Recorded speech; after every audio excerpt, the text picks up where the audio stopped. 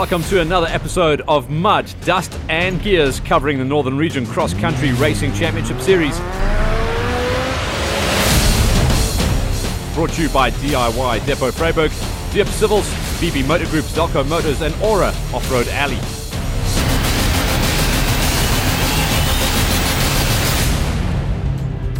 We arrive at round number 4 of the Championship Series, the Kameel 250. A very good event. Just 1 month prior to this was the Lichtenberg 250, but small entries. That was all change as everyone started to roll in to compete in what was one of the old layouts for the Desert 1000 back in the day. Just outside of Freiburg, Kameel 250 was very much going to be sand and desert racing for 27 entries, and that was just showing how popular Northern Region Championship cross-country racing was really starting to get. Some new blood coming in, some new vehicles, and a bit of a change-up in the pits. We'd get to that in a little bit, but for now, it was just welcome to everyone, and welcome to a few new people behind the wheels and the notes coming into this amazing event. A couple of cars that were unable to compete in the early part of the season. The Magic Spanners had done their work behind the scenes, and they were good to go, box fresh, ready to attack the desert. Kameel's a small farming community just between Stella and Delareyville, a mere 66 kilometers from Freiburg. So the area and the terrain that the drivers were going to be attacking on the day would be known as the desert. A couple of crews had some real big problems at the Lichtenberg event, and it seemed to be a bit of a vehicle eater.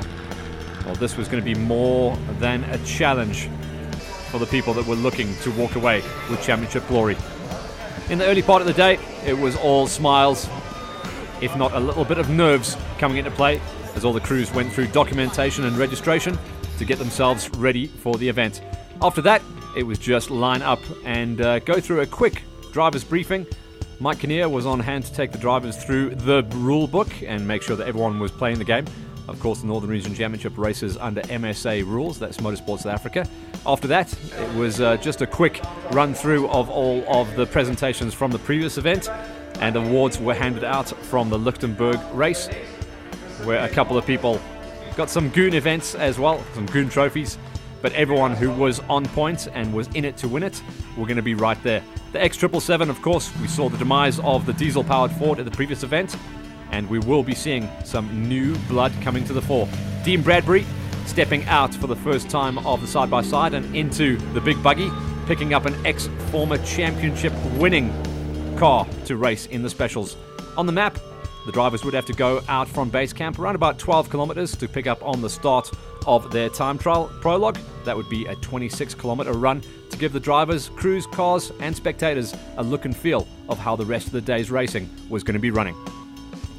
So down into the pits, and it was all eyes on the prize. There was a couple of new navigators, and it was great to see Villani de Toy joining husband Willem for the first time in the CRT under the Zelco Motors colours. How the rest of the morning was going to be set up then, all the cars would get themselves into the queue and drive out in a ceremonial procession to take up their start positions, 12 Ks out, and get ready for the time trial.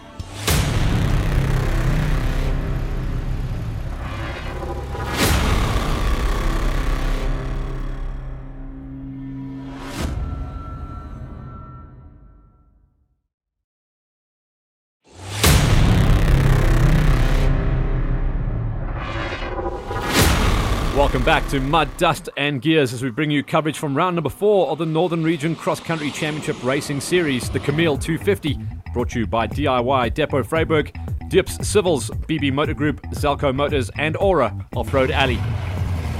With everyone good to go, it was get in the queue, get out and see what you can do on the time trial. Dean Bradbury, it was going to be heart in mouth situation. So solid and one of the winningest drivers in the side-by-sides, making the big step up into full national spec special vehicles. The former King Price bat from Evan Hutchison had been purchased, remodeled, recolored, renamed, with now Bradbury and Burtis taking up the reins, and they would go and do the big chase down. They were the first crew to go on out there and attack the 26-kilometer loop, which was a relatively simple affair. It was going to be wide open, flat out racing, and the move from side-by-sides into the big roaring V8s would have been noted. Haasbroek was going to go out there and see if he could walk away with a G-Class win, with Peter Walter and Sean de Villiers doing the chase down. Walter and de Villiers were touted as big threats at this event. Danny Visser and Chris Visser Jr. coming off their big cross-category win. Obviously, they are cross-category champions, running out of the number 1 plate from last season. Francois van der Walt and Kerry Prinsloo, after having to nurse their car with braking issues from the previous event in the D33, were back on point. Jacco and Johan Vierser were also coming off one of their best drives of the season in the D15 as they chased out into the desert. Suez Marais on the notes, Lawrence van Veek on the driving. The reigning champions in the D category wanted once again to walk away with a D category victory. Rodney Cook and Jacco Skidder, they had some overheating problems at the previous event. It looks like HUD Speed had got the job done for the Nissan crew once again. Diep Civils, the colours run by Ignace Duplessis and Jean Vermaak, brought a great result home in the Isuzu KB300 at Lichtenberg, and once again they'd be going and chasing glory. Andre Gildenaes and Victor Fensham had a dismal day out at Lichtenberg, but somehow managed to bring the big dog home, and the E6 vehicle would be trying to climb the ladder. Regan Austin and Warren Voss, once again the guys from Midas Kaya Sands, even though they also had major problems at Lichtenberg, were looking for just a cleaner run this time out. As we made our way through the list, it was just fantastic to see 27 cars making the big lineup queue. The points leader in Class P, Tony Gavea. This time, no Mikey on the side saddle. This time, it was Tinas LaRue calling the notes. That crew would be hoping they could walk away with a big win. But remember, last time, they were pushed super hard by Willem de Toy, and this time he'll be paired by Villani de Toy. Piet Kotze and Davy de Lange in the Cross 8. That is going to be a big threat at this event. It can run big numbers. In the E category, Aki and Jandre Kruger would go out and chase down some of the older category vehicle wins. Dirk Putter, he was missing in action at the previous event. He's back on points alongside Henny Hutting in their classic Ford Ranger. This was one of the crews to watch last season. Wayne and Keith Smith, a huge threat at this event. So much development going into their D26 Toyota Hilux, and they were touted as a massive, massive challenge at this event. Back to the old days, Z category, PM de Villiers and Noppie Jacobs in the old school Datsun and old school helmets to go along with it. The Z category, old classic racing cars. Ahmed Jada and Kusi Geldenaes in the former factory Nissan hardbody D77. But this was one of the big stories coming out of the previous event at Lichtenberg. Willem alongside now wife Villani de Toy in the CRT. Could Willem once again create alchemy and bring home gold like he so very nearly did at Lichtenberg? E category, Andries Meinhardt and Fanny Badenhorst would go out and chase it down. And Yuri and Peter Duplessis. Great to see the BB Motorsports Nissan hardbody getting the job done. BB Motors Zanine in the house and chasing down the win in Class D. In the cross category, the 777 of Stain Vivier and Peter van der Merwe in the Ford Ranger. They unfortunately had big problems at the previous event, and they would just want to bring home a finish this time out in the diesel. Donnie and Alice Scholz made up one of the last crews going out in the Z category. Out on the track and having the ineffable task of having to open up the track, Dean Bradbury and Timmy Burtis, their first time out in the full national spec special vehicle. V8 power. The previous cars that these guys have been in, remember, 1,000 cc's of direct power coming out of the Rotax motors. Now, V8 roaring thunder, a completely different beast, but still the driving style is going to be exciting to watch. Second on the road was the first of the G categories, Vickers Haasbroek and Jurgen Smith in the Can-Am. Getting a little bit wrong slotted and missing some of the gate posts. A couple of the drivers did report back that it was very hard and very tight around about the halfway marker of the 26-kilometer loop. That would lose them a little bit of time. They would get closed down by Peter Walter, who was by this stage charging hard. Walter and Sean de Villiers doing a little bit of fence post racing. Third on the road would be a nice advantage for them as well. They'd be able to follow a couple of tracks, but hopefully not get wrong slotted like Haasbrook did, the previous car up the road. On previous events, we have seen Walter and de Villiers bring home some amazing drives, and they'd be hoping that they can stay ahead. But they would all come down to the ticking clock. Jannie Visser, Chris Visser Jr. would do their best, but Francois van der Walt and Kerry Prinsloo were charging hard. We go on board with Francois and Kerry to see all the action inside the cockpit, as they also made a couple of mistakes out there on the course. And when an experienced pairing like this lose time, you've got to know they're going to be aggressive for the rest of the day's racing. Eventually they went on to score the third fastest time, 26 kilometers, and the fastest times from the crews, just over 20 minutes. So 22:11 coming in from Van der Walt and Prinsloo. Jaco and Johan Visser did a good job to get themselves inside of a top 5 overall. This is coming out of the qualifying, which essentially is the time trial and prologue. Fourth fastest for the crew in the Toyota, racing in the D category. So we're setting up quite nicely to be a close dice between the D33 and the D15. The D1 though, of Lawrence Van Veek and Suisse Moret, proving that you didn't need all the horsepower or all the suspension travel, as they went fastest coming in at the end of the time trial. The D1 showing its pedigree.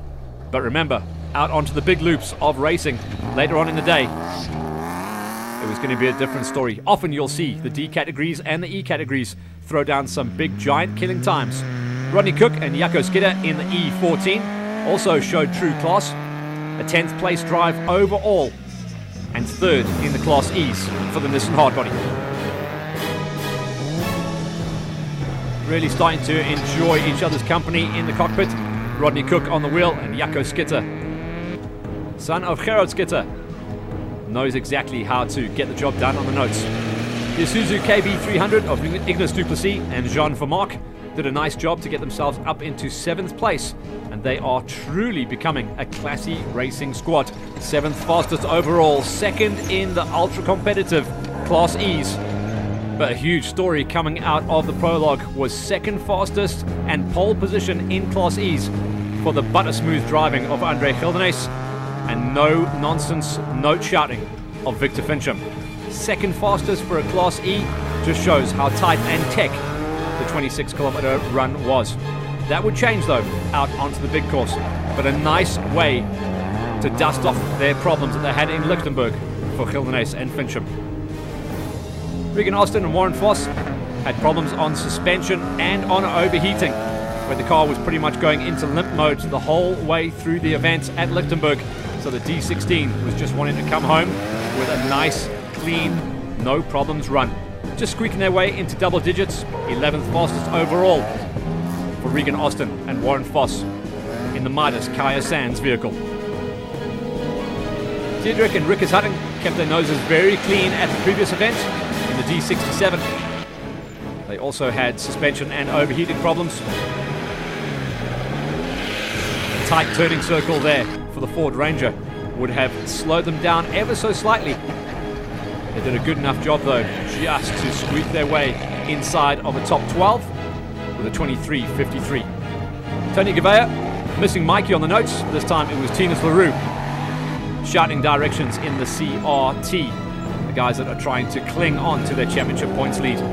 Pete Kutzer and Davy De Lange were missing in action at the previous event. They're unfortunately almost a head-on collision as Gavea got it slightly wrong. So that just shows you the problems that they can have out there in the dust, and when you run side by side, up and down some of these poles. So Tony Gavea and Tinas LaRue not having an ideal start to the event on the P51. They eventually dropped way down the qualifying order, and they would have to do it all come race time. They'd be starting number 16 in the queue. Winning out in the cross category in the X8, it was Pete Kutzer and Davy De Lange, knocking off some big names to qualify 8th fastest overall and 1st in category.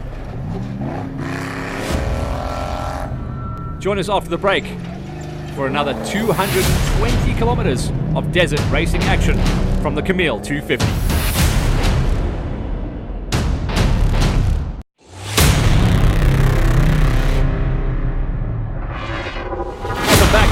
dust and gears our coverage of the Kameel 250 Round 4 of the Northern Region's Cross Country Championship Racing Series, brought to you by DIY Depot Freiburg, Diep Civils, BB Motor Group, Zelco Motors and Aura Off-Road Alley. You join us at the halfway marker of our queue. Everyone going out there and chasing down the ticking clock in the prologue. 26-kilometer stage that had already taken some massive scalps. The X1 of Yanni and Chris Visser having to DNF the event, suffering almost terminal clutch failure 12 kilometers from the finish. There were going to be a crew that would potentially go on to win the event. The rest of the crews that went out there and attacked knew they had to not make any mistakes. A lot of the crews racing inside of the top 15 had made massive navigational errors, so it was going to be a case of no mistakes and you could squeak your way inside of a top 20. Wayne and Keith Smith did a good enough job to get themselves into 15th place overall, a good run in their Class D. PM de Villiers and Noppie Jacobs in the Datsun, the Z30 did a nice job also, top 20 for them, 18th place overall.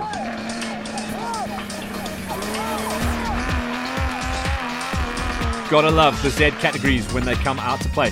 Ahmed Jada and Kursi Geldenace in the Nissan Hardbody, former factory Nissan.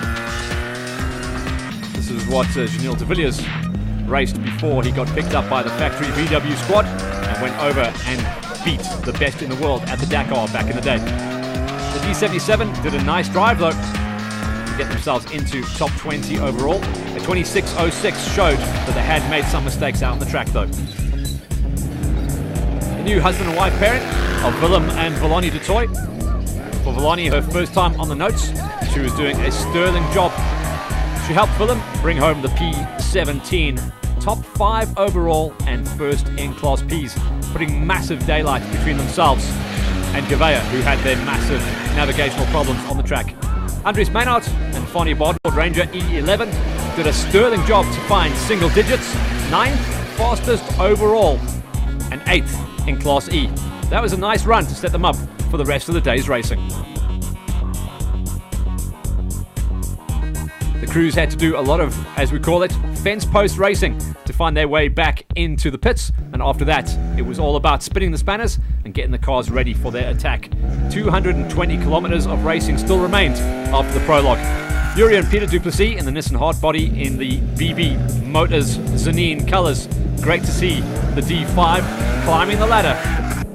They obviously didn't have a perfect run as they scored down in 14th position overall on a 24-27. A couple of small navigational issues, nothing mechanically wrong, just easing their way into the event. The Kameel 250 giving the drivers a great old school feel of off-road and cross-country racing from back in the day. This is an area that became famous for the Desert 1000 in years gone by. Stijn Viviers and Peter van der Merwe in the diesel-powered Cross 777 Ford Ranger. The turbo spinning and whizzing and belching out plumes of black smoke. But a nice run for them. Saw them inside of a top 20 for the prologue. Almost 25 minutes flat, a 25.17, 17th overall, and second fastest in the cross category. So that was it. Job done for the time trial prologue. 26 kilometers in the can, and just over 220 kilometers remaining. The Giant Killers, Lawrence Van Veek and Suisse Moret, beat everyone out in their Class D vehicle to put Geldenace and Fincham down to second place. In the cross category, Piet Kotze and Davy de Lange take their first pole position of the season and will line up in the queue in 6th place overall. Some stories a little bit further back. Dean Bradbury and Timmy Burtis, they opened up the road and they'll be relatively happy with their 8th place and running A-class fastest on a 22.59. Rodney Cook and Jaco Skidder, no real problems for the guys in the Nissan Hardbody, and in the D5, Yuri and Peter Duplessis. Making our way down to the back of the pack then, Wayne and Keith Smith. Watch out for these guys. They didn't have great pace in the prologue, but they are touted as having a flying race pace a little bit later on in the day. 22 crews completed the time trial, 5 did not. We went down into the pits to find out what went wrong and what went right. We just finished the time trial, so it was good. We had a flat tire, so we lost a few minutes over there, and a few times we circled around, lost get lost or something, but that's racing. But there's a few straights and stuff you can go straight ahead and go fast, but then there's nice turns also, so everything's good. I'm PJ and that's my navigator JP. It was an alright race. The time trial we did just 3 kilos and we broke the engine. So, but we'll try the next one. So I hope it will be alright the next one. Thanks. Time trial was a bit tough. We wrong slotted a couple of times, but the bucket is still in one piece. And we're here. There's a long day coming up, so we're going to take it mile for mile. And just want to say thank you to Spirit Tire and Fitment Racing in Freiburg and Maxxis Tires for bringing us here and keeping the bucket on the road. Thanks a lot. So already some big stories to watch out for. Join us after the break as we go racing. The time trial is done. Now it's 220 kilometers of mud, dust, and gears.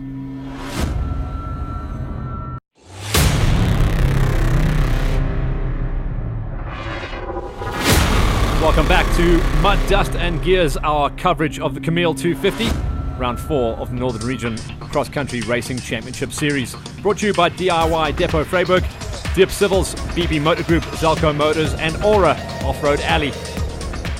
A lot of the crews reporting some navigational problems, almost across the board in fact, coming in at the end of the 26 kilometers of prologue time trial.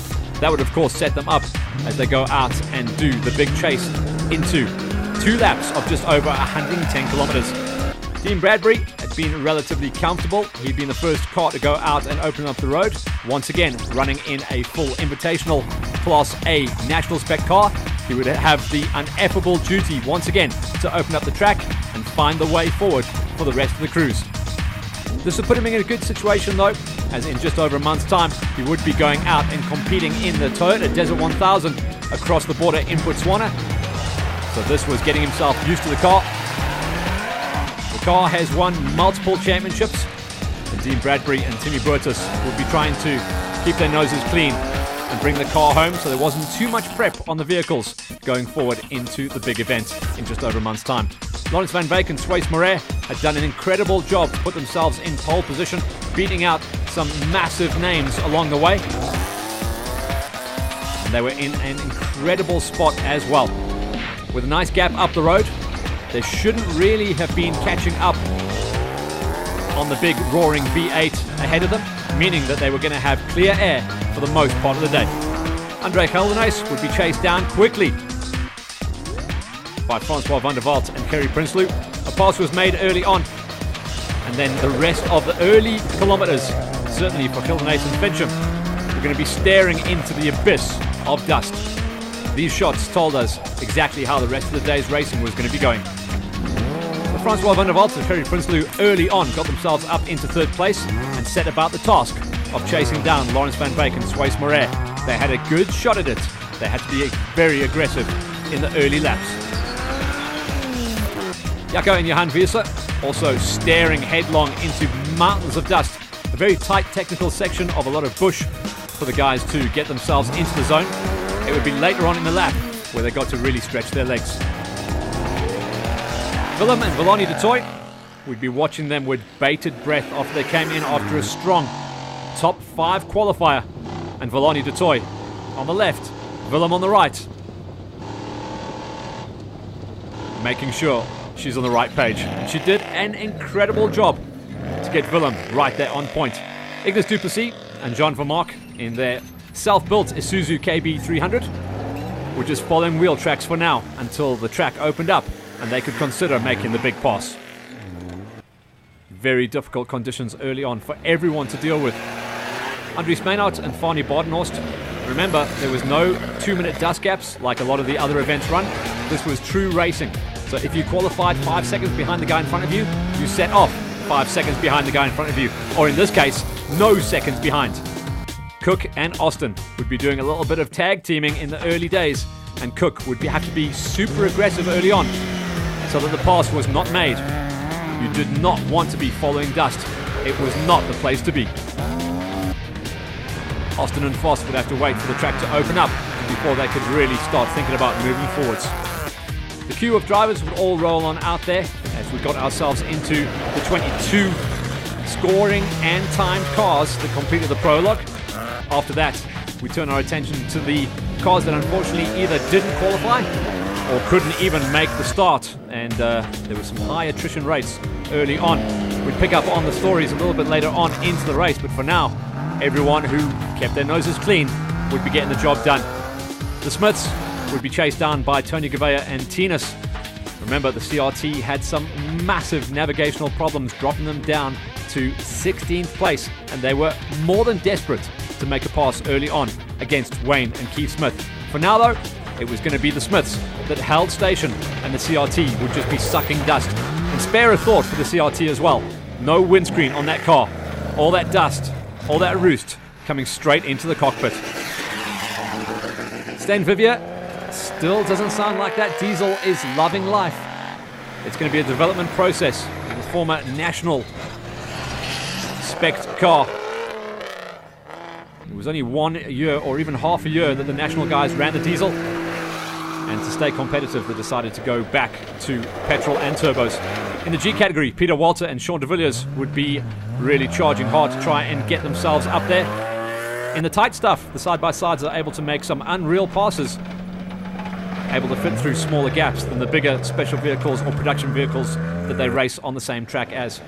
Dirk Putter and Henny Hutting, they were the second last of our qualifiers, and they'd just be chased down by Vickers Haasbroek and Jurgen Smith. Remember, these guys had a puncher in their prologue, but at the time of the puncher, they were on point for a top 6 overall.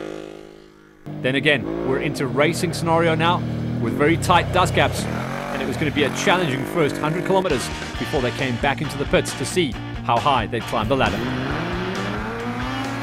Out on the track at one of the many road crossings out in the area that we raced on the Kameel 250, it was busy. It kept things nice and hot, and certainly exciting for all of the crews. Don't worry, that was a remote camera. The cameraman was unharmed in the shot. The camera just took a little knock. But great shots to see how up close and personal we can get with these incredible warriors that go out and race the 2018 Northern Region Cross Country Championship Series. The loop then was going to be made up of the early 50 kilometers, very tight sections, and the second 50 was wide open, flat-tapped racing. On the road crossings already, you can see almost fresh starting to happen. That is where the dust turns so light that it turns into almost talcum powder. Wayne Smith had done a great job to stay ahead of Tony and Tinas. Tony Gouveia missing Mikey, Tinas LaRue on the notes. No problems on navigation this time, just the problems with the dust.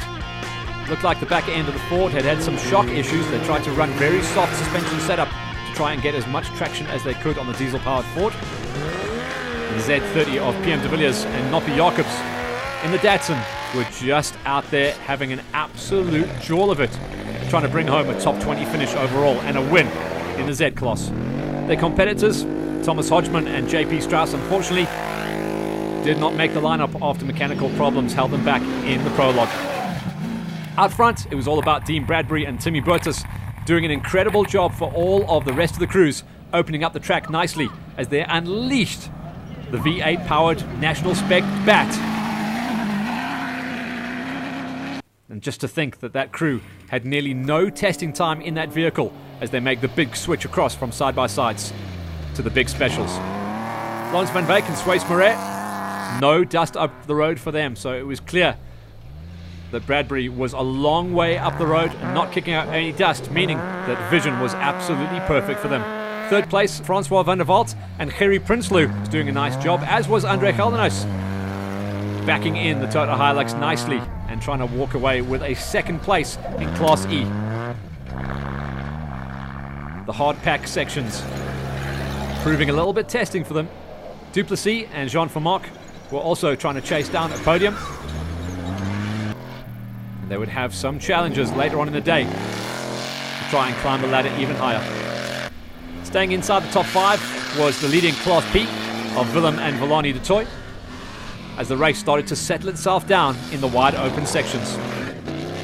The CRT though was charging and flying and trying to get into a possible top 3 placing.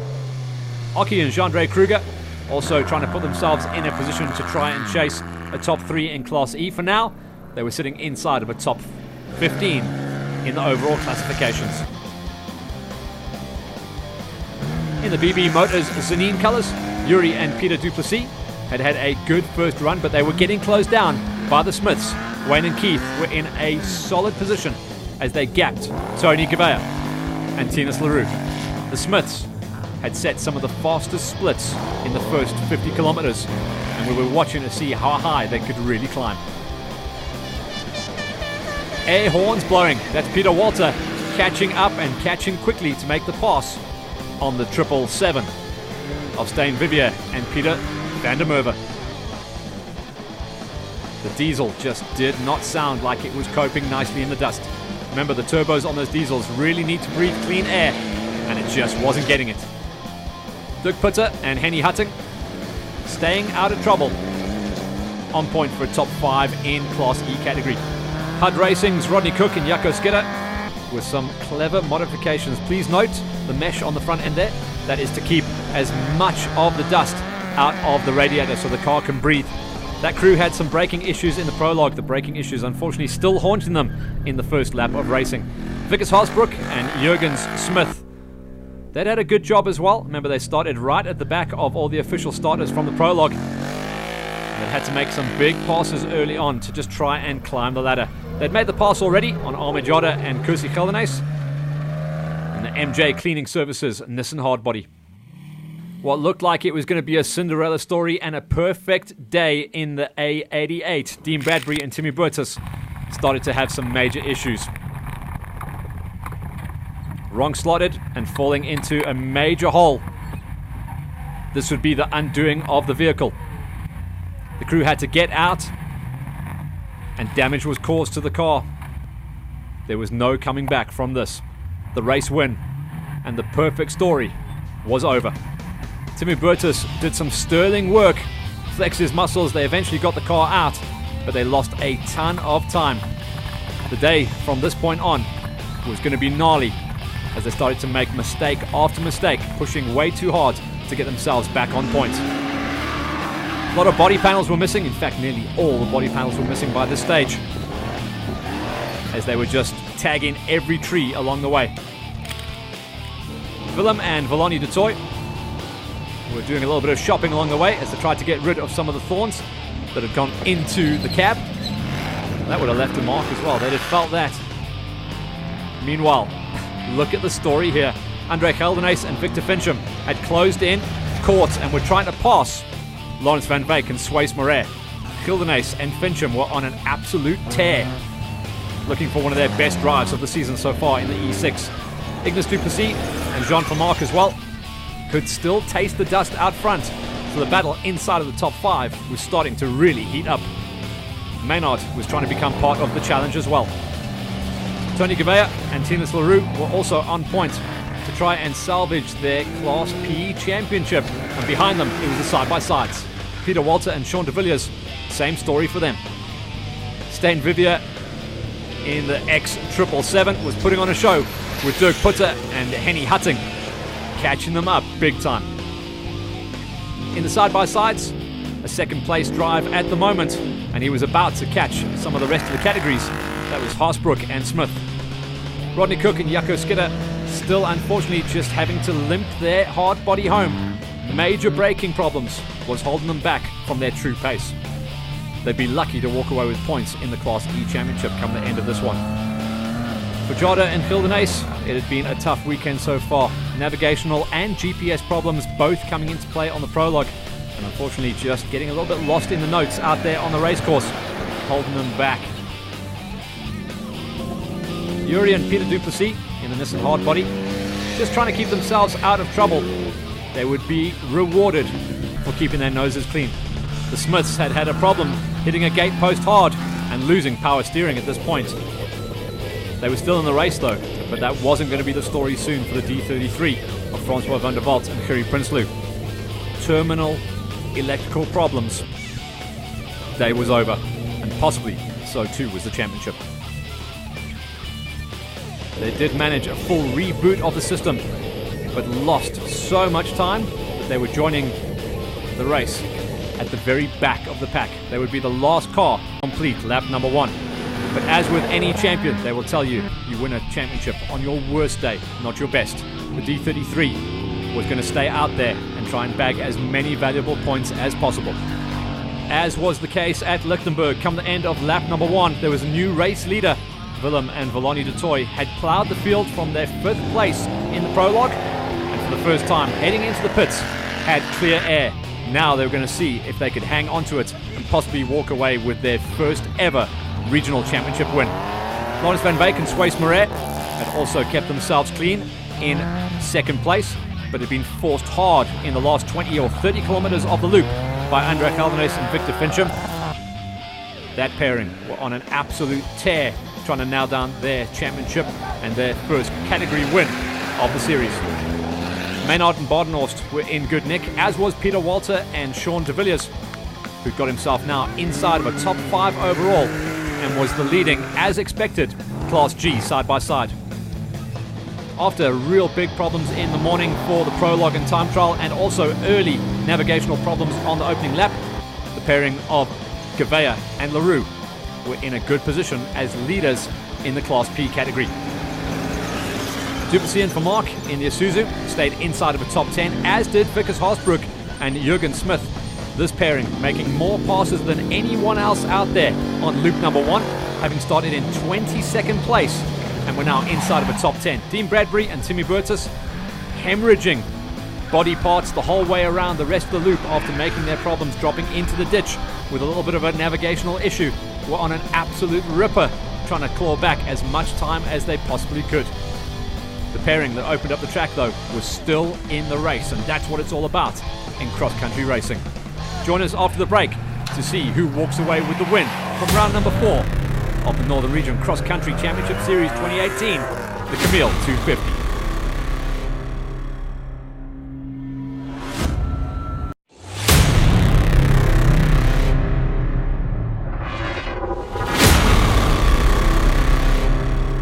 Welcome back to continued coverage here on Mud, Dust and Gears, the Kameel 250. The story before the break was that Willem and Villani de Toy had taken over the lead come the end of the first just over 110 kilometers of racing.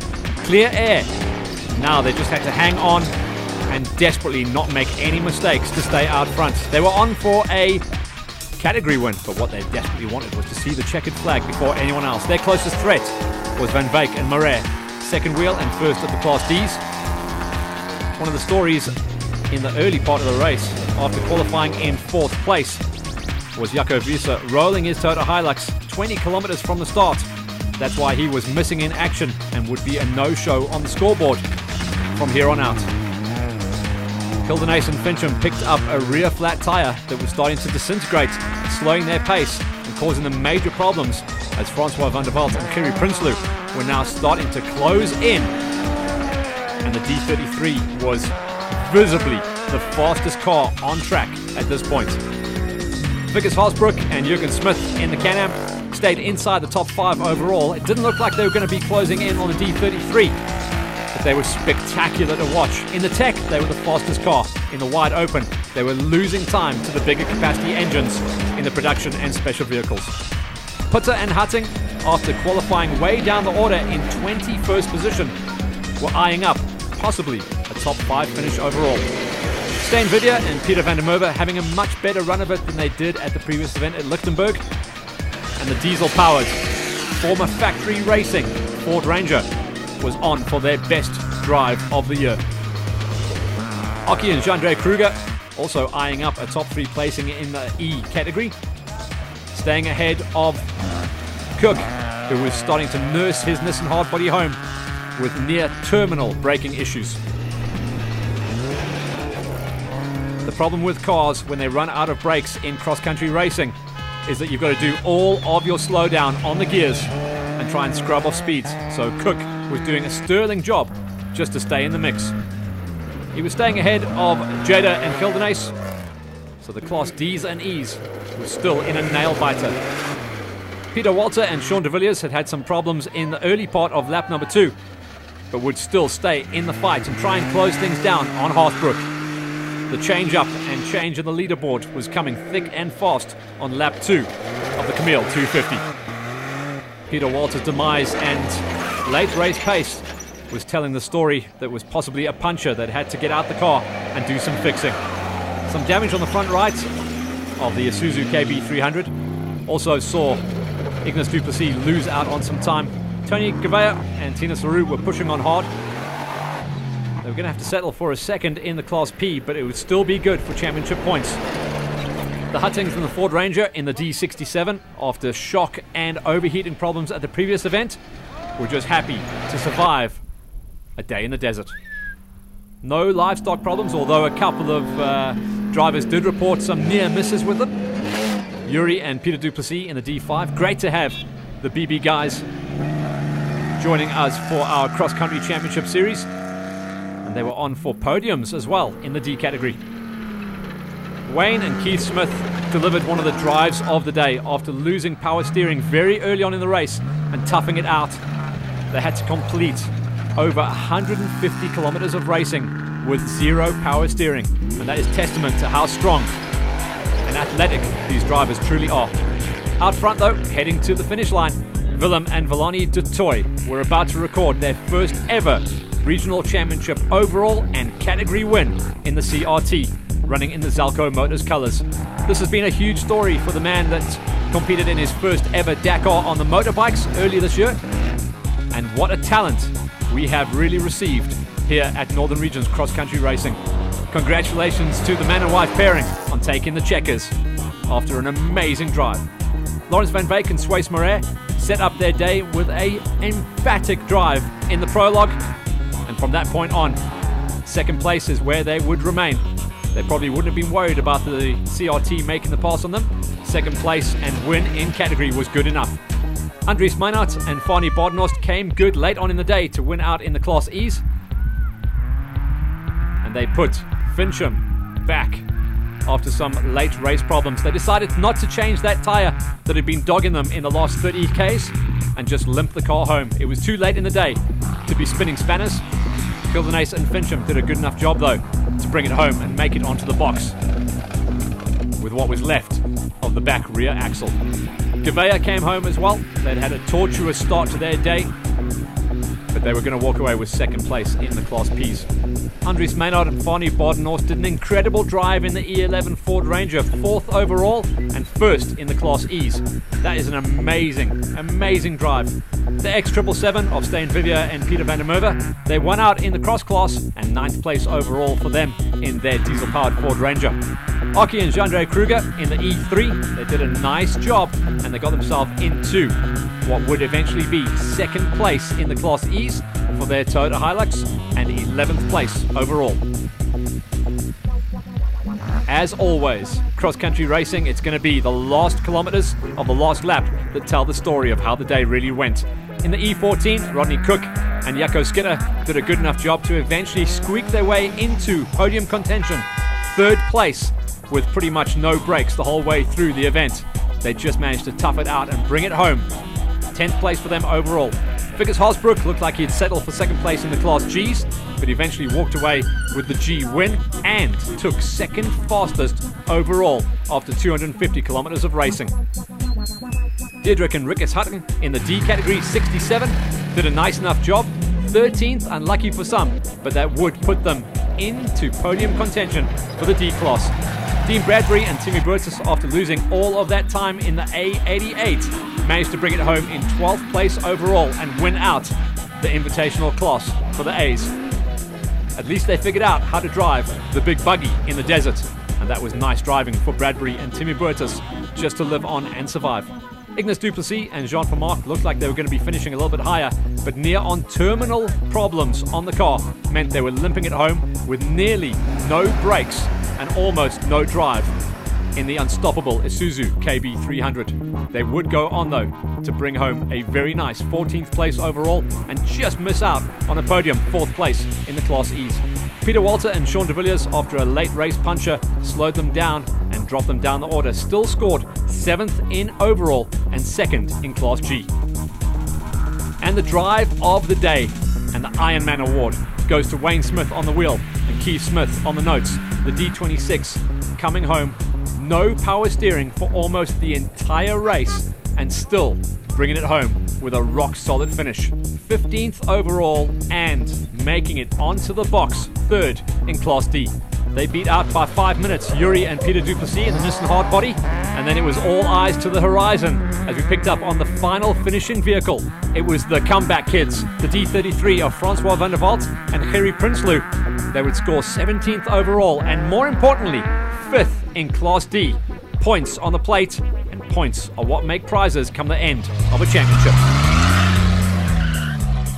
This is how the categories broke down then at the end of the Kameel 250. In the overalls, Willem and Villani Dutoy take the CRT to the first overall and get their points on the plate for the Class Ps, beating out Vickers Haasbroek and Jurgen Smith, the first of the side-by-sides. And in the Class D productions, it was Lawrence van Veek and Sways Moret scoring their third place overall. The rest of the categories, we looked back and the attrition rate was huge. That put Dirk Putter and Henny Hatting into 8th place. Stijn Vivier and Peter van der Merwe in the diesel-powered Ford Ranger did a good enough job to get themselves into 9th place, and Rodney Cook just squeaked into the top 10 alongside Jaco Schitter in the Nissan Hardbody. Rounding out the day and the Tough Man Award, like I said, 15th place overall and 3rd in category. Wayne and Keith Smith with 0 power steering for the majority of the race. Francois van der Walt and Gerry Prinsloo, our last finishers, 5th place in Class Ds and top 17 overall. Time to head into the pits and catch up on the stories. All round it was a good day. A lot of navigational issues put us back, but good race, nice route. Very dusty, which was a bit of a problem, but good day all round. It was good, it was fun, bit hard with the navigation, and still good sport. Thank you. Yeah, we came here to test for the desert race in June. It didn't went so well, so we broke the clutch, and there will be also always a next time. So, but it was a good test day for us, and we hope for the best for the desert. Yes, we are here at Kameel 250. Time trial went really well. We finished in second place, and we started the main race in 2nd place. And the first lap went really well. And then the 2nd lap, we had a few problems. We hit a gate post, and so we had a flat tire. But then we had another flat tire, so that was our last spare wheel. So then it was about 7 k's from the end, and we had to finish on 3 wheels. But yeah, like I said, it went really well. Yeah, for once it went quite okay. The qualifying was a bit of a challenge. We started quite a far way back, but qualified in 6th position. But we were very close to one another, and when we started on the main race, I think there was about 30 seconds between myself and the guy that went out first, so that was a dusty affair at the beginning. We came across, I think it was number D17 that rolled his car, and I tried to get out and help them. Lost a lot of time there, but overall it went okay. Today I had a new navigator. My wife navigated for me. She did a brilliant job, and she kept us on the road, and it was a very enjoyable race. Nice route, nice event, nice everything. I really enjoyed it. And the nicest thing is to get those big #1 trophies. Well done to the toys, and incredible to have them here as part of the Cross Country Racing Championship Series on the Northern Regions. The Kameel 250 was an incredible journey. The guys got to round out at the prize giving. Stories, high fives, and that's what cross-country racing is all about. The big smiles, knowing that you survived. And as with Chris Visser Jr. telling us the stories down in the pits, it's always going to be testing, it's always going to be a good day. Come good, come bad. There is going to be something to take away from it and look forward to the next event. The Kameel 250, an incredible journey with 27 cars entered. The championship is starting to super tighten up at the top as we now have new winners and new championship leaders heading forward into the next events of the year. The toys then taking the big cheese, and the transition from motorcycles to cars is complete. The win is done.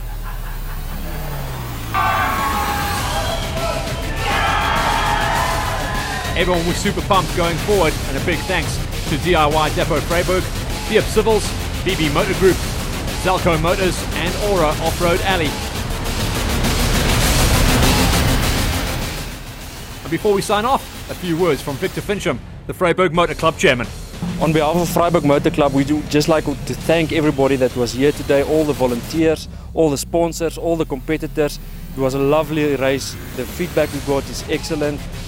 We cannot wait to host this race again next year. Looking forward to see all of you there. Cheers. Vryburg Motor Club. And thanks to everyone once again. This has been all the action on mud, dust and gears from the Vryburg Motor Club and the Kameel 250.